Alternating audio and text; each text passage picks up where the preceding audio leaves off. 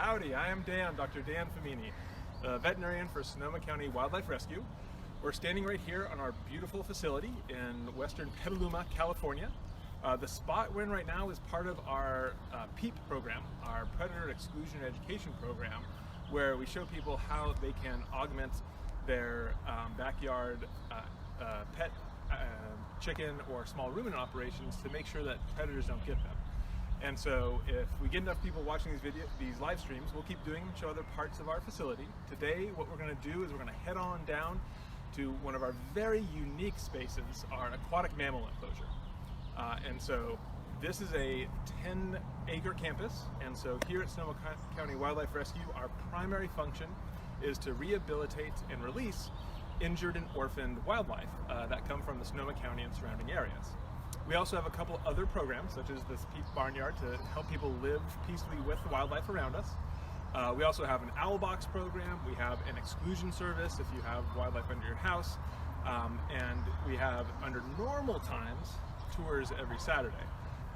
But so for today, we'll just go ahead and get started. If anyone has any questions, please type them in the comments. Happy to make this interactive, and I'll answer them as best I can as we go.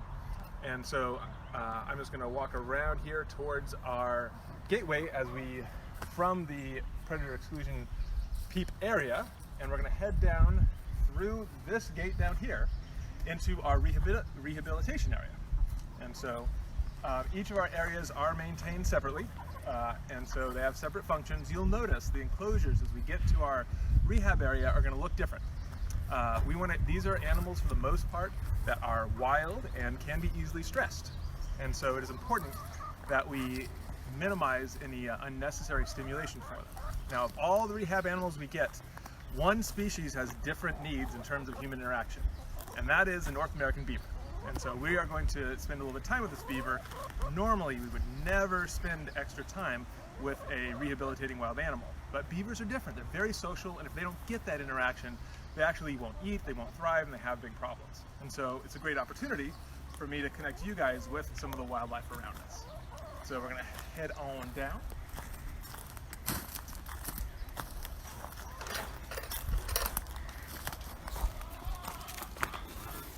Look at it.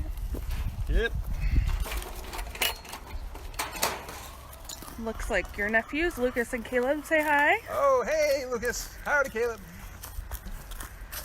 And so we're entering now into the main rehab area. And so we have this area split up with different enclosures made for the needs of different species.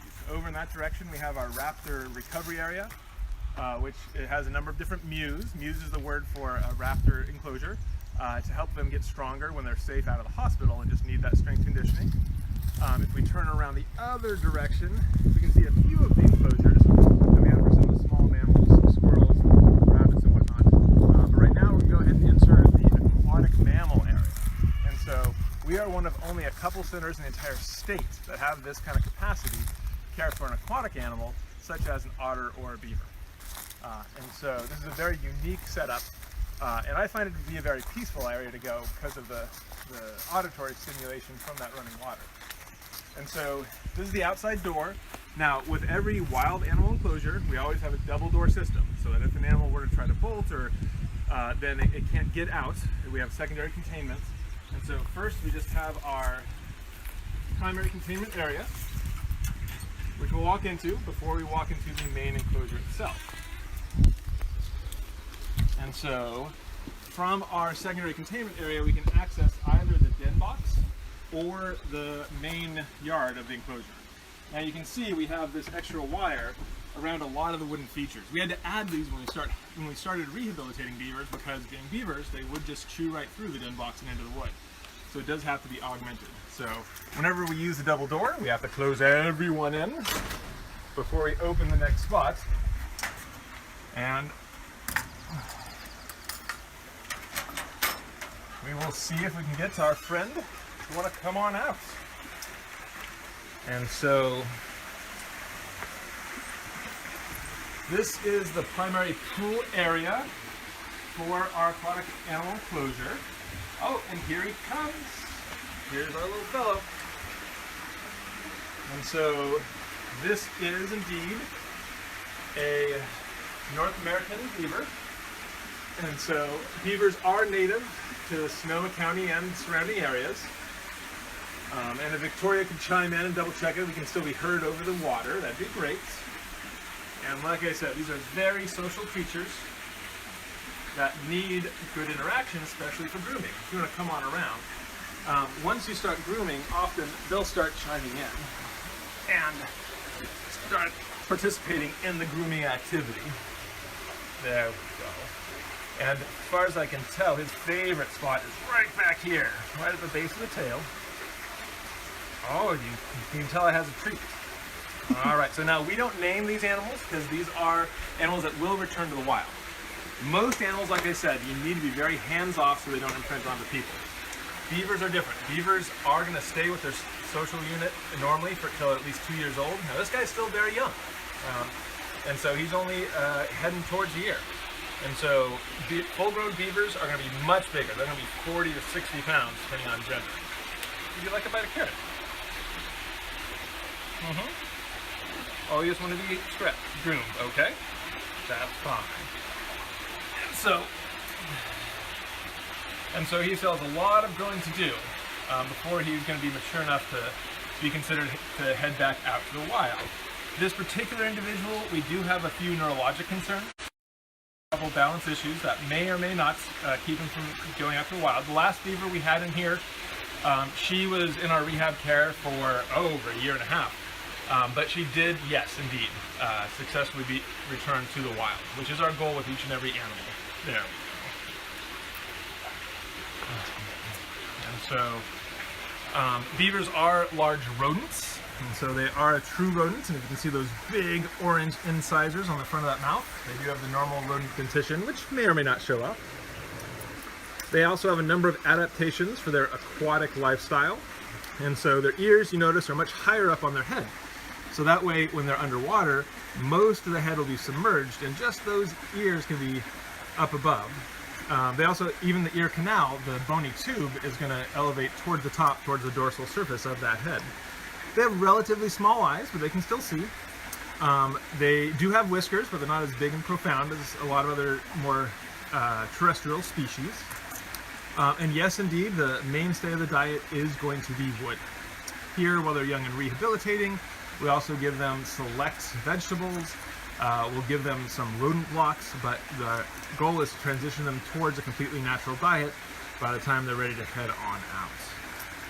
And so, is there anyone that has any questions about our friend while we hang out here? Not so far. All right. And so, this is a young male. Some species you can tell the gender easier than others. On these, they can be very challenging. Many biologists can distinguish gender by the nature of the secretion that comes out of the anal gland, but to be confident, we confirm it with x-rays, with radiographs, looking for some of the structures that are only present on males and not going to be present on females. And so we have confirmed this little fellow as a boy. Victoria asked to repeat why we are interacting with the animal. Yes, so most wild animals, our goal is to return them to the wild, so we need to make sure that they are not habituated to people. Beavers are unique in that they need some sort of social interaction. Now, if we had the opportunity to put him with other beavers, we would do that, and then he would not need us. However, with beavers, if they don't get some sort of social interaction, they actually will not eat, and they will actually starve. And there have been beavers that have been lost. You can go ahead and let them head in the water. Because they did not get enough social interaction, and so that is a unique need to beavers. And so, because we have this unique opportunity that we happen to have a beaver at the appropriate age for this interaction, we're taking advantage of this moment to share it with you guys while everyone's kept at home to keep the coronavirus safe. I want to give you guys a little tiny taste of the wildlife around us. One person's asking how old he is. How old he is? So he is coming up on about a year. I believe he's about 10 months. And then somebody is asking what are room blocks. I think they mean rodent blocks. Oh, gotcha. And so I'm going to go ahead and repeat the questions to make sure you guys hear me. Yeah. Someone did ask his age, and then in terms of diet, part of the diet is a rodent block, which is a pre-manufactured pellet made for large rodents. And so that's the diet he's on right now. As you can see, he's doing pretty well, transitioning towards his natural diet. And so they do eat the bark off of branches. And so as he continues his rehabilitation program here, we'll get him towards an all natural diet before he's ready to go. Okay, and he decides he wants to have a little snack on bark right now. Linda is asking, where is his natural habitat? Russian River? Gotcha. So you have their historic habitat and you have their current habitat. And so historically they were found throughout Northern California. And so the Russian River would be a viable option. Beavers are a keystone species in terms of the fact that they manipulate their environment, which is actually excellent for the watershed, and in terms of they can actually be important if the population gets big enough towards decreasing even fire risk. They will also, when they dam things up, they'll create larger pools, which increases fish populations and fish survival. And so they were found throughout the streams in Sonoma and surrounding county areas historically. Right now, there's a few small populations around Sonoma County and a lot bigger populations in some of the counties to the north. Hi, Dan from Aubrey. How much does an adult weigh? Most common health problem. Gotcha. So in terms of adult weight, full-grown adults will be 40 to 60 pounds. And so depending on gender. And he's about, he's still got at least doubling his weight to go before he hits full size. In terms of health problems, we get a few beavers. We don't get a large number like some other species.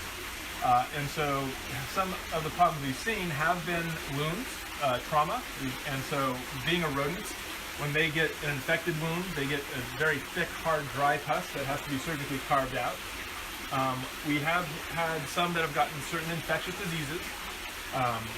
And so there's a variety of things they can get. We haven't seen one common trend. In other species, like raccoons or foxes, we see certain things very commonly, like distemper. But in beavers, we haven't found one particular common abnormality.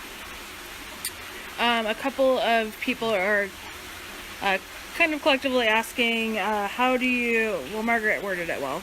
How do you find a social unit to integrate him with when he's ready to go? Gotcha. So how to find a social unit to integrate him with when he's ready to go. So that can be a very complicated question. And so there's not one straightforward mechanism for that. Every is a case by case. And so the priorities will include, one, the goal is to put him back in the immediate area where he was found. So to try to get him at least in the same local watershed where the beaver came from.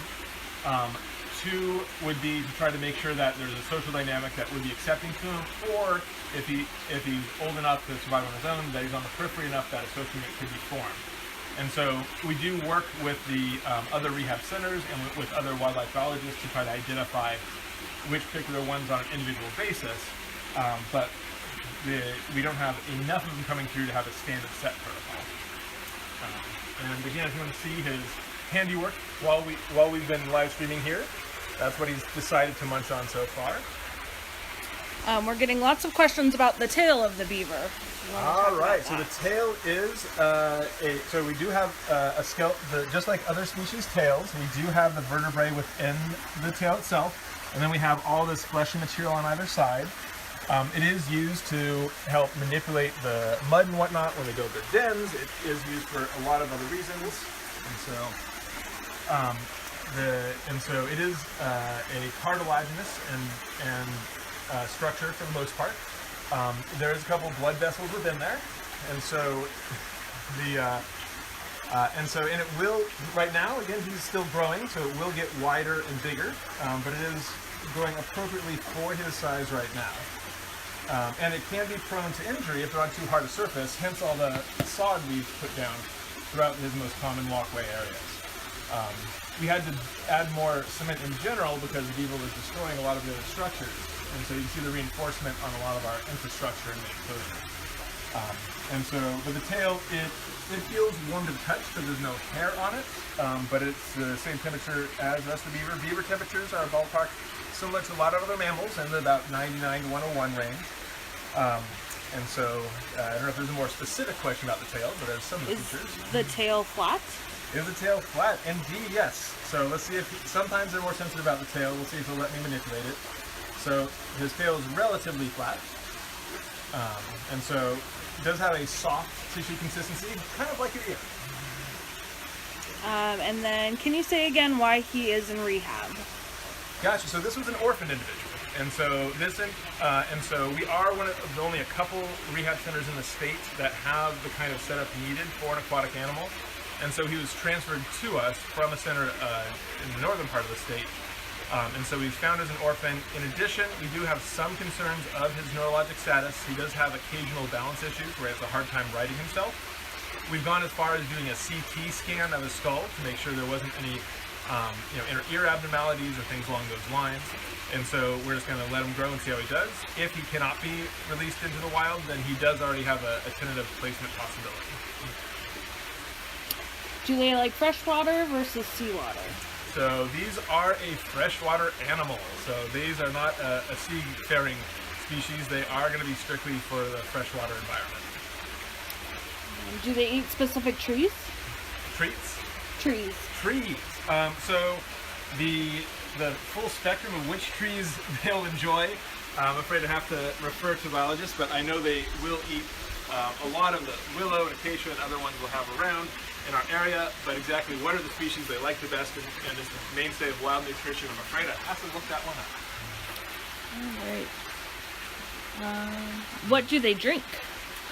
So they do get a fair bit of their hydration through some of their food. I mean, all vegetation has a fair bit of moisture to it, but then they do drink water. And they'll drink water commonly both when they're swimming and just on their own. I'll see if I can encourage them to head into the water or not. We always let them have the choice. That we will see if a bit of carrot can convince him.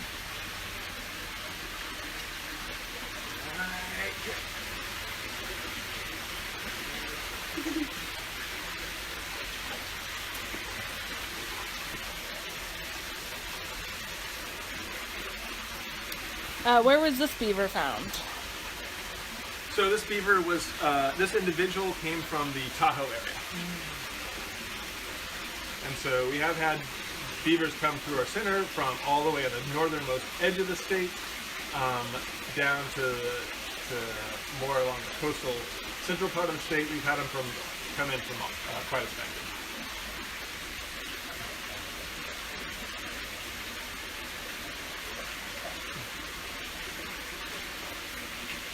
Ooh.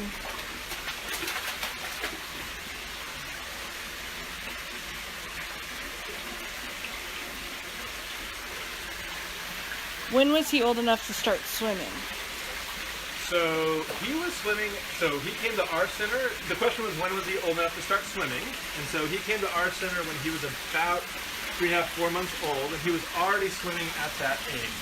So he was already swimming by the time we started seeing him. We started him out in smaller ponds, both to confirm his capabilities, since he does have the occasional balance concern, and because we had another beaver here that did not appreciate his presence.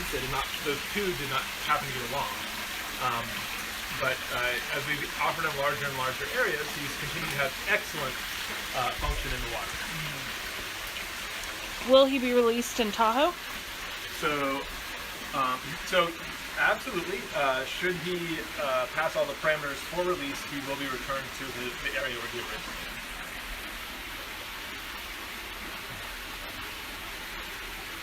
The question is, will he be released in Tahoe? So, by our state mandate, the rules that we get set forward by the state to be able to work with animals. So all wildlife are property of the state, and so the state Fish and Wildlife Department dictate rules for how anyone can rehabilitate wild animals. And so part of the rules that every such operation functions under is that any wild animal has to be returned to the immediate area where it was found. Every once in a blue moon, there might be a special circumstance due to the risk of the area where it was found, and you get a little bit more leeway, but that's the general rule. Here at Sonoma County Wildlife Rescue, we are an independent nonprofit. We don't get any funding from any agency, federal, state, or county. The county does indirectly support us in that they let us use this land, and we greatly appreciate that. But we're not a county agency, and so all rehab centers are primarily under that kind of setup. Do you let the beavers build dams when they're here? Absolutely. We give them all the building blocks so that they can produce those kinds of structures. We're hanging out towards the water at the top of this enclosure, but it is a very large enclosure with plenty of, we have freshly dug up dirt, so if they want to start incorporating that kind, they have those kinds of options available to them. How close is he to a possible release date? He is still many, many months away, and so he still has a lot of maturing to do before it would be appropriate to send him out on his own. The question had been, how close was he to a release date? What are beavers' natural predators? So, natural predators. Well, the biggest and most concerning predator would be humans. Certainly the beaver populations were decimated by the fur trade over 100 years ago, and they're still trying to recover from that. Naturally, they could encounter other things such as bears, such as coyotes or wolves, but their aquatic lifestyle is highly protected. Do they spend most of their time on water or in water or on land? And so they will spend most of their time in the aquatic environment. Certainly they can eat while they're in the water. They will spend a good deal of time on land as well. It's not like a 90-10% shift. The exact percentages I'd have to refer to the field biologist. Do they eat tree sap? Do they eat tree sap? So if they encountered some sap, would they enjoy it? I don't know, to be honest. I can tell you their primary component of the tree that they consume is the bark. And so they will debark a tree rather than eat the wood all the way through. If they enjoy the sap or not, I'm afraid that's beyond my area of expertise as a rehabilitation veterinarian.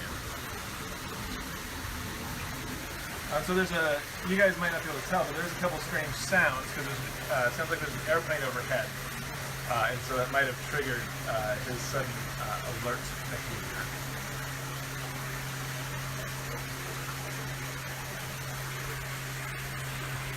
How large of a litter do they have?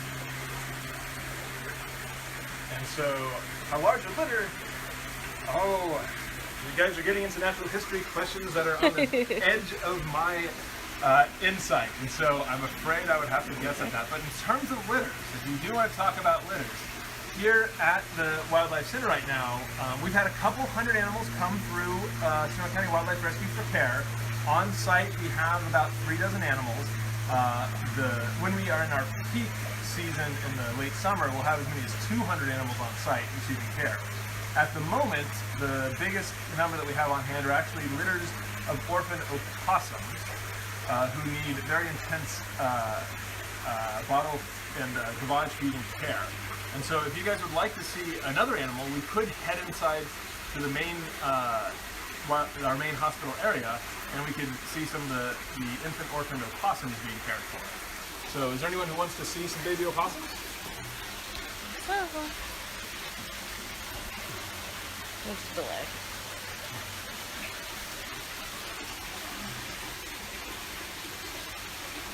Hidden? Mm-hmm. Got hidden? Yeah. All right.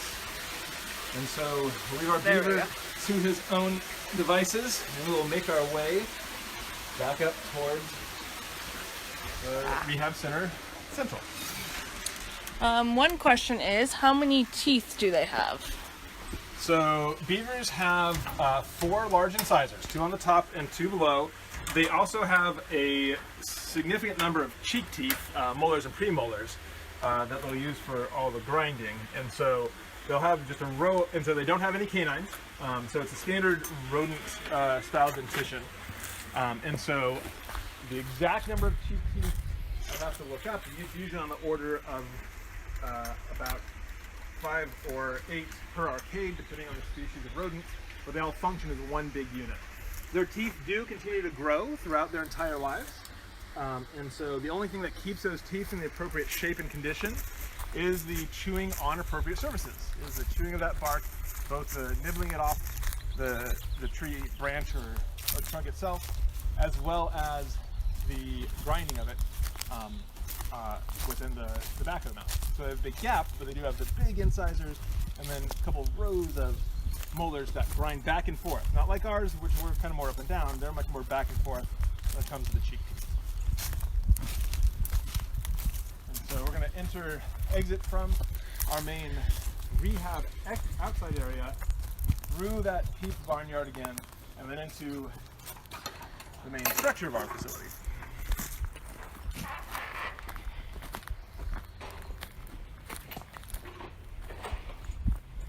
And so, for those of you who weren't here in the very beginning, we're walking through our predator exclusion and education program area, where we have over 40 different examples of things you can do to your yard so that you can protect your pet chickens, goats, sheep, dogs, etc.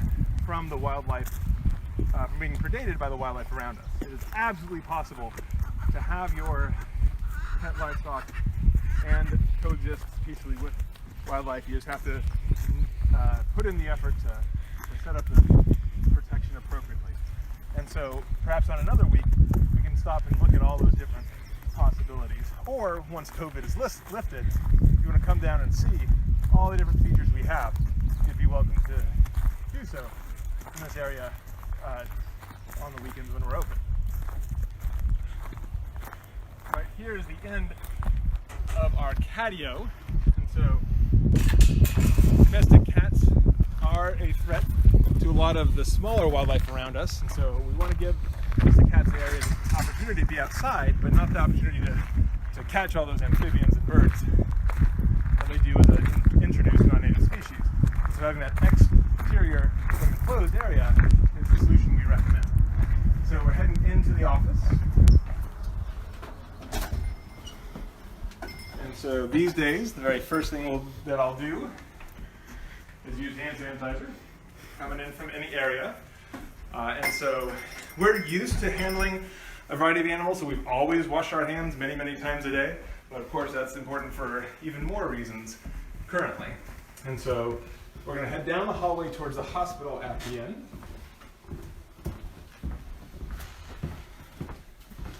All right, where I see opossum care is well underway. All right. So we have 3 stations of opossum care. I'm going to try to talk a little bit quieter now, so we're not going to be spooking all our little individuals. And so we'll start over here. So we have Casey, one of our staff. And so what's at this station? Are you doing our weight checks? How are you caring for these fellows? Well, these guys just got their 12 o'clock feeding and sub-Q fluids. All right, so these guys are not eating solid food on their own, and so we have to actually tube feed them. And so at this stage of their development, and so they just got their feedings, and then they need more hydration than just that provides, so they get fluid from under the skin or subcutaneously. In addition to the opossums, we do have a couple squirrels here right now as well. And then this is the, and so squirrels, they're going to be relatively larger when they still have a need for intensive care. Just every species is a little bit different in terms of what size they're self-sufficient. Luckily, squirrels will take a bottle pretty well. Some species are more challenging than others. And so we have a couple, that's a western gray squirrel, our most common species. And then over here with probably the most important but least glamorous task of all, Katie is stimulating this little baby opossum. And so if anyone's ever bottle raised kittens or puppies, you know that a lot of animals, to eliminate, normally the mother will lick the genital area to stimulate them to urinate and defecate. And so we have to mimic that same process with a wet, warm washcloth. And so that's done at every feeding. And it depends on how old the opossum or any baby is, how frequently they need to be fed. We have some individuals here who are on 4 times a day feeding, some who are on less than that, and It just depends on how old they are, what the protocol will be. And so, all right, has everyone already been fed? Okay, so everyone's already been tube fed. All right, and so I'll show you where these, where all our orphans hang out. This is our general hospital area. And so, like I said, right now we have about 3 dozen animals in active care on the wildlife side. That's in addition to our education cohort. And like in peak, we'll have a couple hundred, but right now we're still early in the season. For this year, we've had a couple hundred come through. Typically on a normal year, we'll have about 1,300 to 1,800 animals come through our center. And so for the year, we're still typical for our seasonal track, but the last couple of weeks, we've been a little bit lower. So we'll have to see how things go over the course of this year. And so this is where we have our orphans are in these incubator units. And we are so grateful for all the Facebook friends who donated towards our incubator fundraiser earlier this year that allowed us to get these upgraded units. So you can see that these orphans, this is a very nice unit in terms of keeping it warm but not letting it get too moist. And so so these will be used for all sorts of species, but right now, just in terms of seasonality, it's opossums and squirrels. Later, as we head towards summer, we'll also get foxes, raccoons.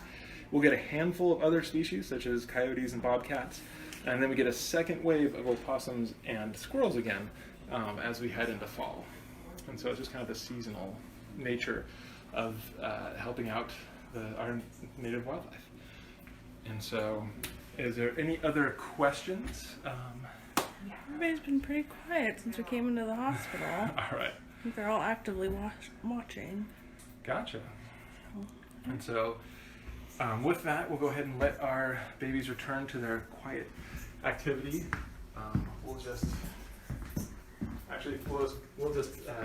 And so we'll end up just hanging out with the squirrel as it gets fed for a minute or two before we recap for today. If you guys enjoyed this visit to our center and want to see other areas as a live stream, just let us know in the comments below, and we can make other opportunities to see other aspects of what we're doing here at Sonoma County Wildlife Rescue.